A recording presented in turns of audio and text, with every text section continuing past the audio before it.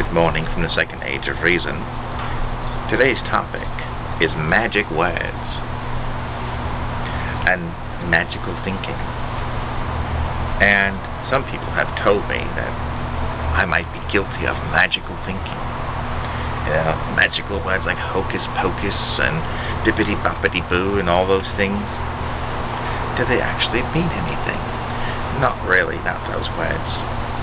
But I'm here to give you a little eye-opener maybe in the terms of words and what can be helpful and useful to you. There are words, and words are powerful, and words make contracts, and words make money, words cause things to happen. So maybe there's more to magical thinking and magic words than you know. Our American Declaration of Independence and Constitution are the founding documents of this nation. They are filled with very powerful words. I think the Declaration has the most powerful words because it's the foundation that gets everything started. It has a list of grievances, and it has certain things laid out that you have to know.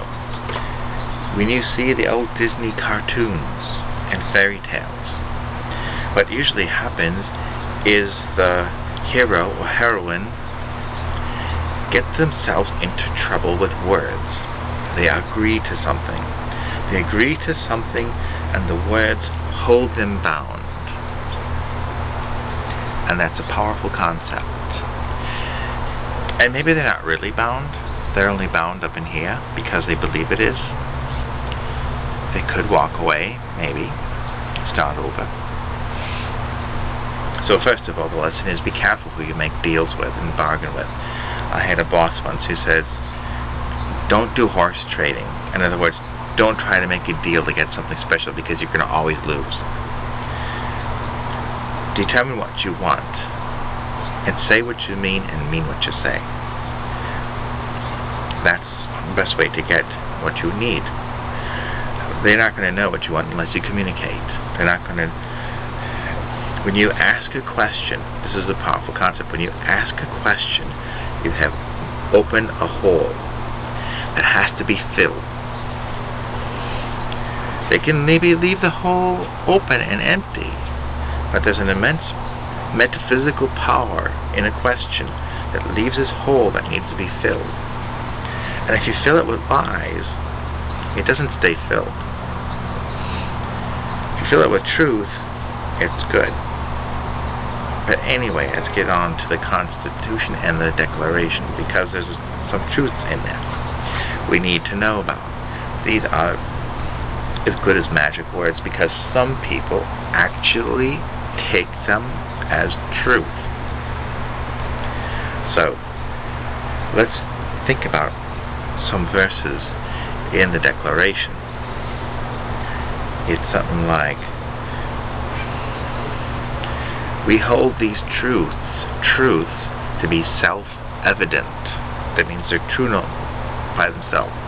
That all men are created equal. They are endowed by their Creator with certain unalienable rights.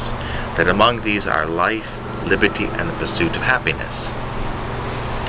That to support these rights, governments are instituted among men, deriving their just powers from the consent of the governed.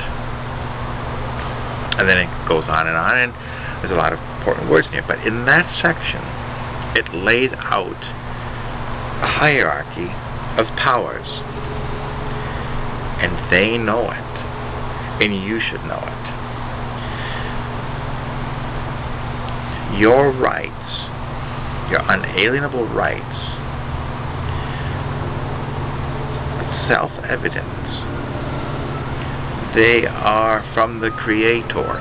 Now, if you're an atheist, I don't know how you reconcile that. But if you're a Christian, you know who the Creator is. If you're a Jew, if you're Islamic, if you're a lot of religions, you know what the Creator is. And that is something that is over all men as the final arbiter of truth and reality and justice and everything. And so if the rights come from the Creator, it is not the place of any man to abridge, curtail, oppress those rights. So the next part it is that all men are created equal. And some may have said that in the context of the time it really only meant all rich white men. It didn't mean Native Americans, it didn't mean African slaves, it didn't mean women, it didn't mean children. But I wonder, it's such a universal document, must have had a more universal meaning or purpose, and somebody was visionary towards the future, even if many of the signers at the time were not such visionaries. So the thing to be aware of is it puts the Creator on the top as the ultimate authority. Next, it says that governments are created among men, deriving their powers from the consent of the governed. In other words, governments exist by your consent and my consent. We do not exist by the government's consent. It doesn't work that way. We are number two. The Creator, the citizen, the government. The government is underneath the people. That's why we call them public servants. They kind of know this. They do. But if you don't insist on it, if you don't hold the right words and the right logic to portray this, you will become put underneath the government and they will squish you like a bug. Now, the other thing to keep aware of is they use clever words. You know, in my opinion, they shouldn't be able to pass unconstitutional laws. I mean, they should just look at it and say, this law is in conflict with Amendment 1. This is in conflict with Amendment 2, Amendment 5, whatever. And it shouldn't even get out to be looked at, put up for a vote. But it does, and they pass. So I think at some point we have to reason. They exist by our consent. And maybe it's time to withdraw that consent. And you know, when the powers that be, I may call them the puppets that be, who wish to maintain the status quo, the bogus quo, apprehend you, and they say, I gave you a lawful order. Do you understand? You were just hit with a metaphysical booby trap. The lawful order is something they just made up. Do you understand? That is a magical word. Because they don't mean comprehend. They mean, do you stand under? Do you take yourself from being above the government, giving your consent for the government to exist, to you being under it, understanding underneath it? Once you put yourself underneath it, you've become the victim. So I thought I'd explain that to you. So you might want to consider different responses to, do you understand? You might say, I perceive, I comprehend, I have heard your message. Or you might want to say, no, I don't understand. It's not constitutional. No, I can't understand.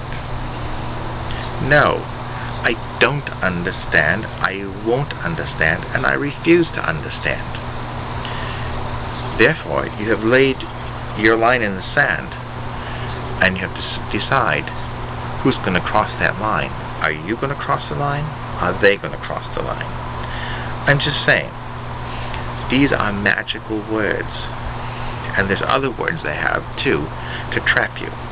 You have to be aware that there are metaphysical weapons out there, and they use them. And once you have been fooled and pulled in, it's really, really hard to get out, as they always find out that there's some other thing you have to find out to get away from the monster, to get away from the villain, to get away from whatever it is that has you.